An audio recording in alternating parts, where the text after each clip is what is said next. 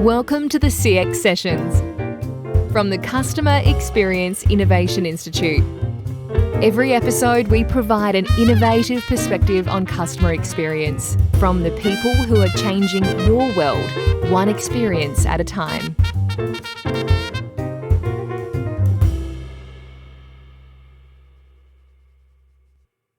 Welcome back to CX Sessions from Melbourne, Australia. I'm your host, Simon Chris, and joining me today from the gorgeous city of Jordan is Ledi Lapaj.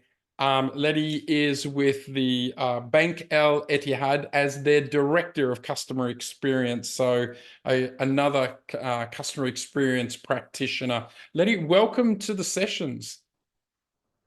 Hello, Simon. It's great to be on your podcast and speaking to you from around the world, Yeah, from the other side of the world. I love that this industry brings people together from around the Right. world. Tell us a little about yourself, a little about your background, your CX journey. Well, as you said, my name is Ledi Lapaj. I am currently leading the customer experience effort at Bank Al Etihad Jordan, which is one of the most, if not the most customer-centric, not only bank, but probably company as well in the country. It's obsessive. We're obsessive about our customers, and we try to let that guide in everything that we do. Personally, I have been working in a couple of countries and industries. Before I joined the bank, I worked for a startup for a year, and then for a telecommunication industry, both in here in Jordan and in Albania, which is my home country. And I've spent some time in research, done a lot of everything that has to do with the customer practically. So you name it: sales, marketing, acquisition, churn, retention, loyalty. And then many years later, I ended up doing customer centricity, which is my current role at the moment, which I really love. Yeah, and no matter how many people, CX people I talk to around the world, I'm always amazed that everybody has taken a weird and wonderful kind of windy path to get to where they are. I haven't yet found anyone that came out of school and said, I'm going to be a CX manager. They've kind of, right? Stumbled across various things and suddenly found themselves in the role and then just fallen in love with it and stayed there. So it's good to hear that you're another one that is in that thing. You just mentioned before that the bank is incredibly focused on customer experience and customer centricity. Yeah. Could you play that out a little for us? What do you mean, or what has that caused? Well, first, let me say the way we look at the customer. So instead of, which has also been my experience in the past, we used to look at the customer with the idea of, okay, how can we get more of them, and how can we make more money out of them? Yeah. Right. And I think the mindset that we have here, and that I have been changing into through my experience, is as well that how can we add more value to our customers, and how can we add value to more people out there?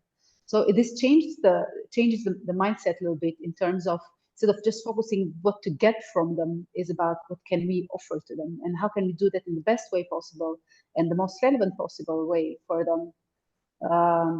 And by customers finding value in what we offer, then eventually our business will flourish. And the way we go about it is that is multifaceted, if you like to think about that. So we try. My main objective is to be customer centric. Like my role and our department's role is to work with the company to transform it into a more customer centric company. That means that instead of us as a team going and fixing a thing here or a thing there, or doing a couple of practices, how do we transform so that everyone in the company is serving the customers and is designing for the customers and is thinking and acting in customers' benefit all the time? Yep. And the way that we do that is by working on multiple pillars at the same time. One pillar in particular that we give a lot of focus to is the culture pillar, right? And that's a huge focus for us on top of the typical practices. And what comes in the culture part is that we look at, for example, first of all, what is our promise to our customers, right? Yeah. And what is our values. So we do clearly define and raise awareness internally as to what are we promising and how should we serve our customers. And in the same time, how should we work internally and what are our values in working internally.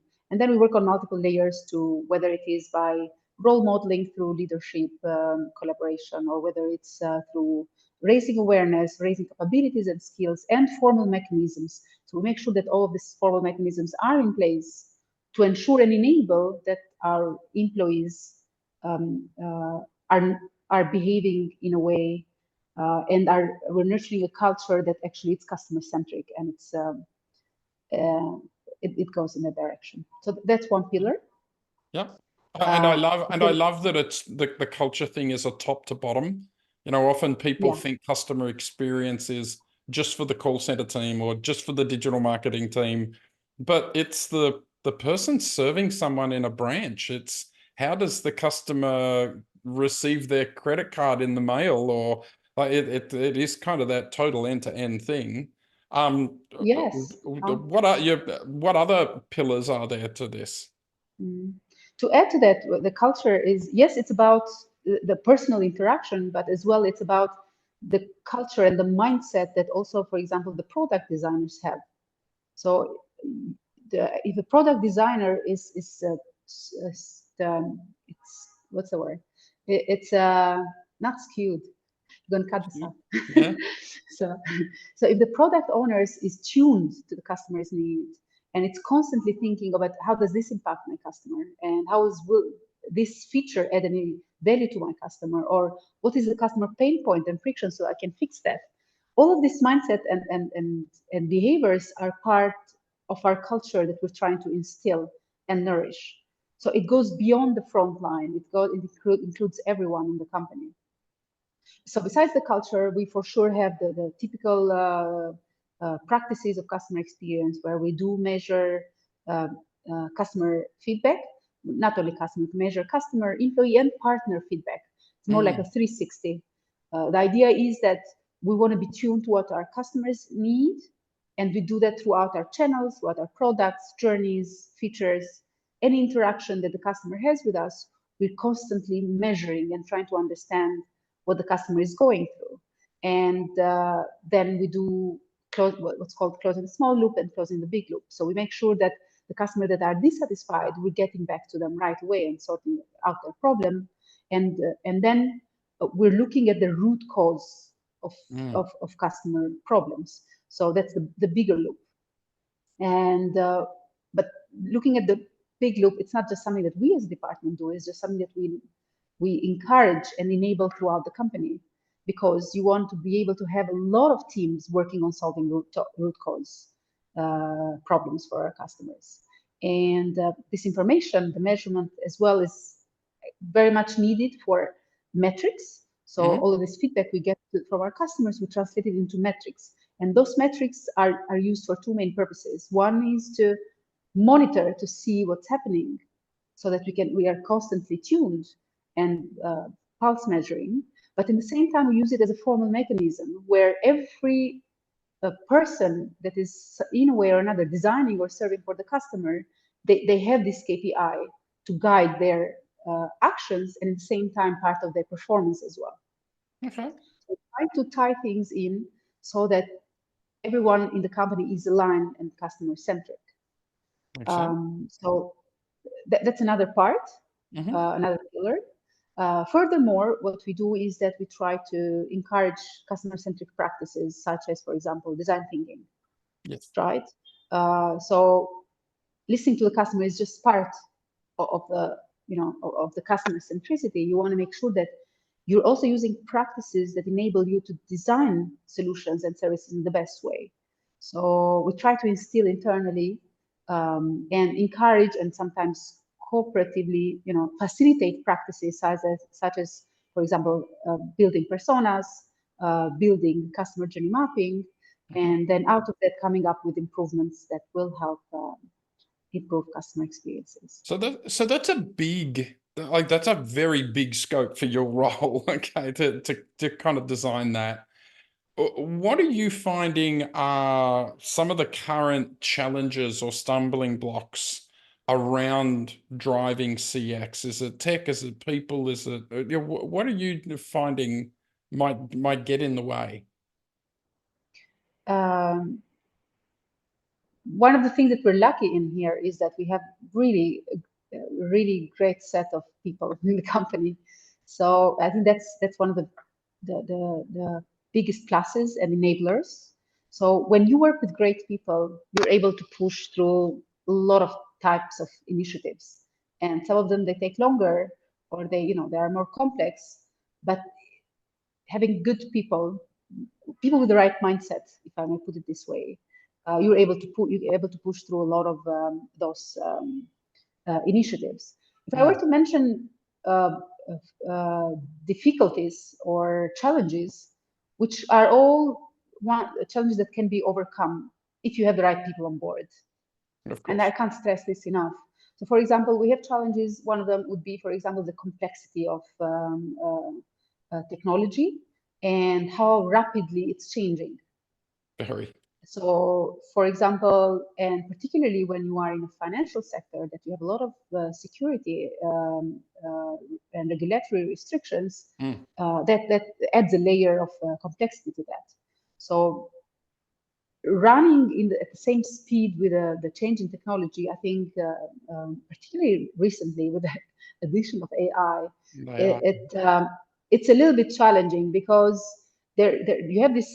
Before you're able to use the technology, you have the status of, first of all, being aware about it, and then screening potential vendors or ways to go about it. And then because everything is so new, you won't really know, so you have to keep trying, and then there is a trial and error process there. So that's one part of it. But definitely having great stakeholders who understand what needs to be delivered in terms of what do we need to improve for our customers, right? That really helps with figuring out and expediting and the trial and error process. Okay. So And that would be one part. Yeah. are you finding that customers are changing over time? Like, it's a lot of industries have reported a big change since the pandemic or post-pandemic, or maybe they're just using that as an excuse. I don't know. But are you finding that customers are changing and becoming less demanding, more demanding? Customers are definitely changing, and with COVID, and, and so there are so many things happening globally at the moment. One was COVID, and two, there is this explosion of information and abilities to do things with all of these new tools. And thirdly, there is a lot of, particularly in the area that we are in, there is a lot of insecurity when it comes to the geopolitical Of course. situation. So when you put all of these things together, I think our customers are definitely impacted. And adding to that, the increasingly uh, uh, in any great customer experiences offered, for example, by companies like Amazon and Apple, etc. So the benchmark that our customers have, it's not our competitor bank, it's actually Apple and it's Amazon. So Yeah. we're not running or competing with our peers, we're competing versus those big techs. So, and in the same time, the customers have challenges. So they have very, very high and increasing expectations. And in the same time, there are economical challenging, that, for example, the customers want to always pay less and less and want to get more and more and more. So, and I would have mentioned here, because we are in financial sector, we just had this major increase in interest rates last year, which do impact customer situation as well. Yeah. So, so this makes it increasingly more difficult for us to be able to meet their needs. And that's why our company focuses religiously on, next to customer satisfaction, on technology. So we're constantly working and investing to meet, as much as we can, customer expectations when it comes to for example, getting all the features, all the things that they need in the app, for example, so that they don't have to come and visit our branches, for example. Yep. getting things quickly with minor friction, probably trying to have the experience be pleasant as well. So it's not just about functionality, it's also about, delivering a delightful experience as well. So it is challenges, customers are changing, companies need to keep up. And for the challenges for banking sector is that we, for example, we now have a lot of disruption, and that's been there for quite a while from the fintechs. Yes. And you have now the mobile operators that are becoming banks, and there are all these other solutions, and there is embedded finance as well. And then you have Apple is providing financial solutions, and so there is all the companies are somehow getting in and getting a piece of the pie as if so. Our challenge is to compete, to, to, to keep this level that is expected from the customer, and at the same time to embed and to cooperate and collaborate so that we don't go extinct. Yeah. And we don't become a commodity in the back. Yep. And they're massive challenges. That's definitely certain. Are you seeing in some of your frontline roles impacts to staffing? Like, is it more difficult now to get staff, or do they have higher expectations? Or what's the situation in Jordan? So Jordan is really blessed with a population that is able to work. So if you look at the Jordanian pyramid, you'll find out that it's pretty wide at the bottom, which means that there are a lot of young people, and this means that a lot of these people are going every year into the labor market. So usually for frontliners, this is very good for us because we're always looking for this young and full of energy and excited people who come and join us, and then they'll be excited about working in our branches and sharing with our customers and interacting with the customers in a certain way. And we do make sure that our branch experience is not just a typical boring banking experience. In our branches, for example, we have espresso machine, for example, where and the barista who prepares coffee, and we have this sort of bar around it where people can come and have their coffee, and they have a tablet where they can do some of the transactions, and the employees can move around. They're not just stuck in their desk, and waiting for the customers. So we try to have this fluid journey for our customers, so they feel this is a place where they can come to connect, not just come and do some transaction. That they can do it on the app, right? So we're trying to build our branches into a place where customers can come for advisory and enjoy their journey. And as a result, our employees as well will enjoy their interaction with the customers, so it becomes a good place to work. So that helps us with finding good talent, and we actually have a very, very high demand to join of people that would like to join us. Okay, I'm guessing there's a lot of people that will be listening to this podcast that will be very jealous that you have a long line of list, because that doesn't. Let's shift gears a little and talk about your view of the future. If I asked you to look into a crystal ball and tell me where you think the future is going to go with CX, what do you see in the next few years? Customer experience. Yeah. Ideally, if a company does everything right, everyone in the company is a customer-centric person. So customer experience is not a function that is sitting somewhere. Customer experience is embedded everywhere.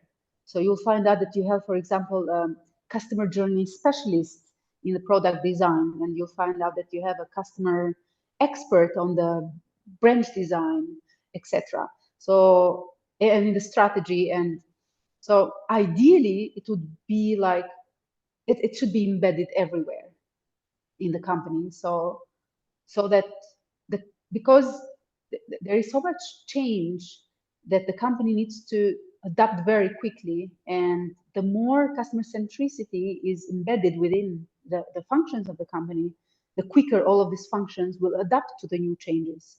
And so it gives the organization more agility. Yes. Yeah. Okay. There always could be a central function that manages the practices. But ideally, you want customer centricity embedded well in the company. So that's in terms of customer experience function per se. Ideally, every company should have customer experience experts, people that help with these practices, setting these practices in place, because because definitely it's a competitive advantage. It makes a difference. Companies cannot compete on price, cannot compete on anything practically. Everything can be copied so quickly. The thing that takes the longest to copy is the emotional connection. So the more the companies invest in this relationship with their customers, and the local companies are better positions to do that because we share a story with our customer, a history, we share the language. So we're building in this relationship, and as we're investing in it, it's not easy to be eroded. The price can be eroded, the functionalities can be eroded, and everything. But that connection would take a bit longer to be replaced, if I may say so. So I think it remains a competitive advantage, the relationship, the emotional relationship that the brand and the company builds with its own customers. What about from a tech perspective? Where do you see CX being more reliant on tech going forward, or is technology going to get in the way? What do you think? Oh, technology is crucial. I don't think any company can be fully customer centered without technology these days. In order to remove friction, you need technology. In order to provide simplicity, you need technology. In order to be timely, you need technology. So I think customer experience and technology are just like very, very closely related, and one can't do without the other. The customer experience is without technology is just very meek. Like it's not much it can do, and technology itself, it needs to be customer centric. It needs to serve the customer, because if it's not serving the customer, then the company will go obsolete, even if it has the best technology out there. So definitely they go hand in hand, and there is so much change every day. The solutions are changing. Just look at the chatbot, for example, or at how much ChatGPT came in and changed, and the self-help, for example, these two very basic features, how much they got changed just within a few months. So we would need, any company that's customer centric would need to be very agile and react to these technological changes and try to absorb them as quickly as possible. Otherwise, they'll be left behind. And that's one part. And the other part is, for example, fintech solutions. So building technology versus outsourcing technology, for example. So in order to provide customers what they need before some other company provides it, you could build it internally, which would take probably a lot of trial and error and time, and probably as much as we would try, and if we had the best people, we wouldn't be able to do it as good as a startup, for example, somewhere around the world. So in this case, partnership becomes extremely important. So how do we partner with these innovative fintechs and technology solutions so that we can collaborate and use that to offer the best services the quickest way to our customers, if that makes sense. Makes sense. Okay, as we move towards a wrap up, I have 3 questions that I love to ask everyone that I talk to. And I'd be interested in your answers, like a quick fire round.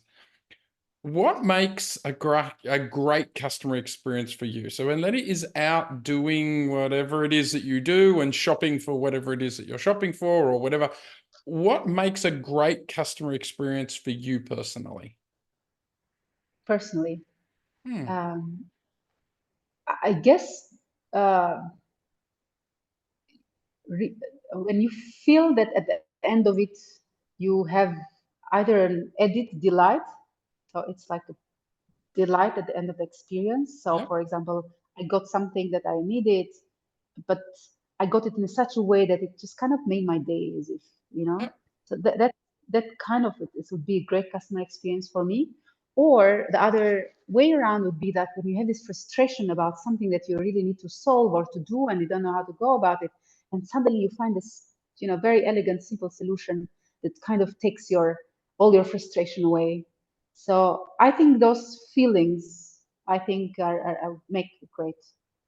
Companies Okay. that are able to deliver on that would make a great customer experience. Okay. That's a great answer. That's a great answer.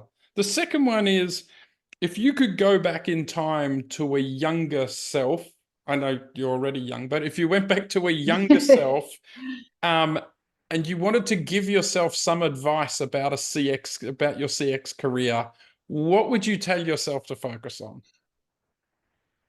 People. My Okay. greatest learning has been that it's always about people. You can have the best technology, you can have the best processes. If you do not invest in people, it's you're not going to be able to reach much or to deliver much.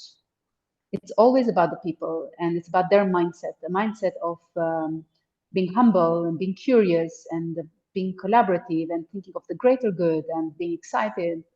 So investing in people and investing in self, into being a better person, a better professional, a better colleague, better leader, and supporting others in being that, I think that makes a huge difference, not only in delivering better customer experiences and customer centricity, but succeeding in any other thing in, when you run a business or when you're part of a business. Yeah, that's very wise advice, not just for yourself, but for everyone, I think. The last question is, what book are you reading right now, or what podcast are you listening to, or what is influencing you? I love reading and listening to podcasts, so I'm constantly doing that and getting recommendations from my friends. The one I'm listening to recently, which was, it's called The Diary of a CEO. There is this British guy called Stephen something. Forgot his surname. The Diary of a CEO, I got a gift as a book. Okay. And I felt at first the title felt, maybe this is going to be just some generic, advices out there, things I already read. But once I went throughout it, it was very, very interesting how this person had distilled this very complex notions into such simple way, in like some sort of guidance and rules on how to lead your business, how to lead in your business and in your life. And then those podcasts, I find them very useful as well. So he brings in this top-notch international thinkers, and every time there's so much learning, and I love that. Well, there you go. You heard it here, folks. Besides CX sessions, you want to be listening to Diary of a CEO. That's great advice. Ledi, thank you for your time today. This has been a wonderful interview. I'd love to get to talk to you again, and I hope to actually physically catch up with you soon. That would be fantastic. Okay. It was great to be here as well. Yep. And thank you for this. I appreciate it, and I'll talk to you soon. That's it for this session. Let us know what you think or recommend someone for a future session at cxii.com.au. This podcast is brought to you by the Customer Experience Innovation Institute. Thanks for joining us, and tune in again soon to hear more CX sessions.